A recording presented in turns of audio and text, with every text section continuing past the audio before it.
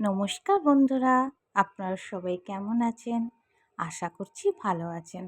আমিও ভালো আছি। আপনারা জানেনই আমি দুর্গাপুরে এসেছি। দুর্গাপুরে আমার শ্বশুরবাড়ি, বাপের বাড়ি দুটোই। আমার বাবা অসুস্থ অনেক দিন ধরেই। তো আমি দুর্গাপুরে এসে বাবাকে দেখে চলে গেছিলাম শ্বশুরবাড়ি। আমি শ্বশুরবাড়িতেই ছিলাম। তো সেদিনকে বাবার ডায়ালাসিস ছিল।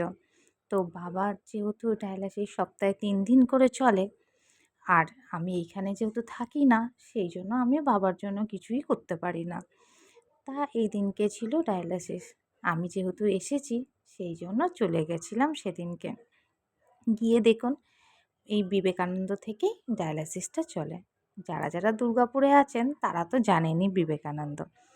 আর এইখানে যারা জানেন না, দেখুন খুব সুন্দর এই হসপিটাল, সত্যিই ভালো। ওনারা ভীষণ হাইজিন মেনটেন করে আর ভীষণ পরিষ্কার পরিচ্ছন্ন, খুব ভাল লাগে। আর এই জন্য 4 ঘন্টা ধরে ডায়ালাসিস চলে, তো তাই বসেছিলাম ওপরে। বসে থাকতে থাকতে তো বললাম চলো তাহলে একটু চা খেয়ে আসি, বলে নিচে এসেছিলাম চা খেতে। মা মাও ছিল, মাকেও বললাম যে চলো চা খেয়ে আসবে। তো মা বলল, না আমি আর যাব না, তোরা যা নিচে থেকে খেয়ে আয়, বলে আমরা নিচে এসেছিলাম চা খেতে।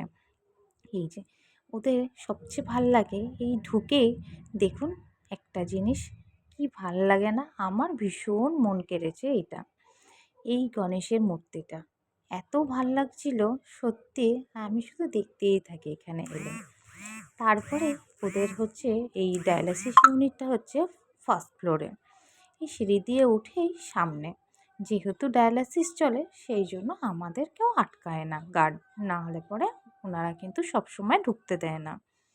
এই যে ফার্স্ট ফ্লোরে গিয়ে একদম লাস্টে ডায়ালাসিস ইউনিটটা, ওখানে মা বসে রয়েছেন। আর এই যে বসে মাকে বললাম চলো তুমি একটু খেয়ে এসো, তাহলে আমি বসছি। বললো না আমি এখন যাব না, বাবার হয়ে যাক তারপরে যাব। এই যে অ্যাকচুয়ালি ডায়ালিসিস ইউনিটের ভিতরটাও কীরকম হয় চলুন আপনাদের দেখাই। যদিও এটা পরে আমাকে ওনারা বারণ করেছে যে এটা আপনারা তুলবেন না ভিডিও, তা আমি বললাম ঠিক আছে। তো অলরেডি অল্প একটু তুলে ফেলেছিলাম, সেটাই আপনাদের সাথে শেয়ার করলাম। এই যে বাবার আর এদিকে অনেক সময় জ্বরও আসে খুব। তো সেদিন যাই হোক আসেনি জ্বরটা, তাই বাবার মাথায় একটু হাত বোলালাম, জিজ্ঞেস করলাম কিছু অসুবিধা হচ্ছে, বললাম না ঠিক আছে। আজকে ভিডিওটা কেমন লাগলো জানাতে ভুলবেন না কিন্তু। আর যদি ভালো লেগে থাকে একটা লাইক করে দেবেন। আপনারাও ভালো থাকবেন, সুস্থ থাকবেন, আর বাবা সুস্থ